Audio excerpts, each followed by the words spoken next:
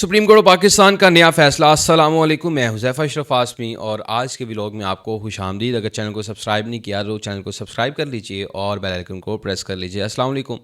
Supreme court of Pakistan applet دائرہ اختیار۔ موجود ججز جسٹس محمد ہاشم خان کاکڑ، جسٹس صلاح الدین پنہور، جسٹس اشتیاق ابراہیم۔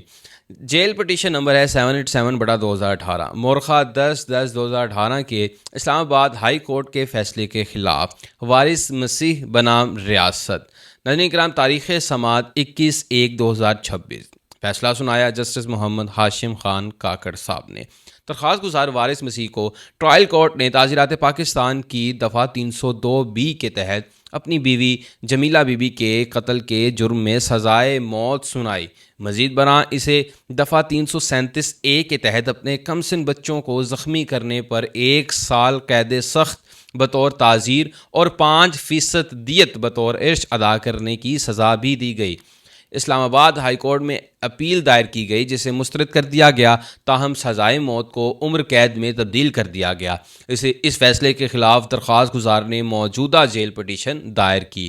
ہائی کورٹ کے فیصلے کے مطابق حقائق یہ ہیں کہ مدعی مسیح نے بیان دیا کہ اس کی بیٹی جمیلہ بی بی کی شادی وارث مسیح سے 15 سال قبل ہوئی تھی اور ان کے 6 بچے ہیں۔ ملزم منشیات کا عادی تھا اور اکثر جھگڑا کرتا تھا۔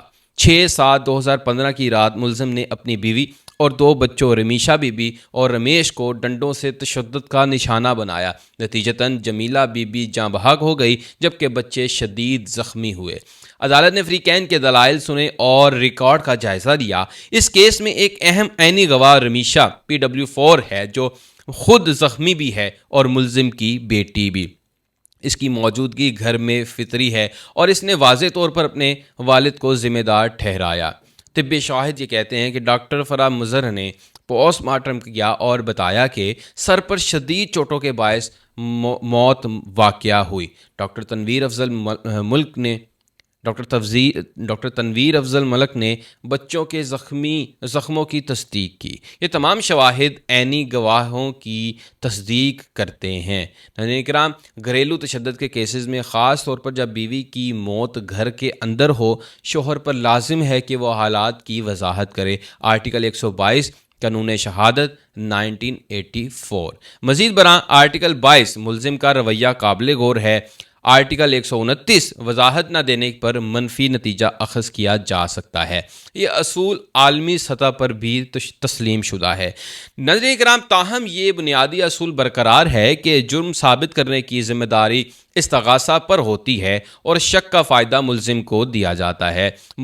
جب بیوی گھر میں مردہ پائی جائے تو سوالات یہ ہوتے ہیں کہ موت قدرتی تھی یا فطری، اگر غیر فطری تو خودکشی یا قتل، اگر قتل ثابت ہو جائے تو حالات کا جائزہ لیا جاتا ہے۔ یہاں بار ثبوت، برڈن آف پروف اور آنس آف پروف میں فرق اہم ہے۔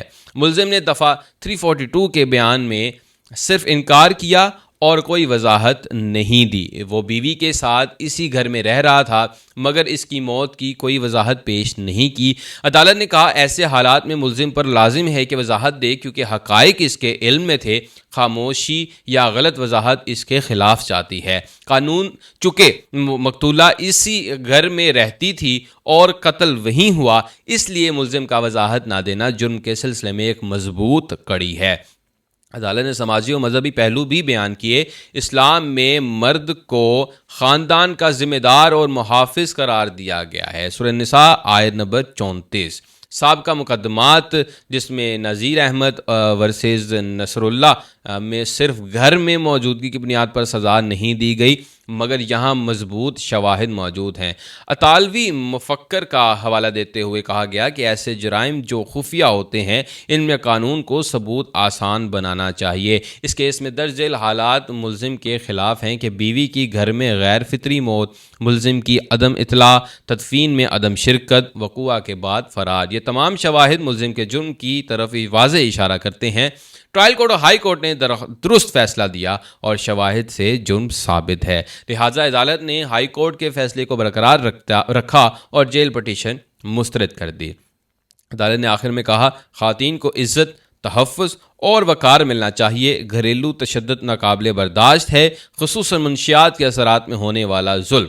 ریاست کو چاہیے کہ سخت قوانین بنائے، مؤثر عمل درآمد کرے، خواتین کو تحفظ فراہم کرے۔ یہ سب آئین پاکستان کے آرٹیکل 9 زندگی کا حق اور آرٹیکل 25 برابری کے مطابق ضروری ہے۔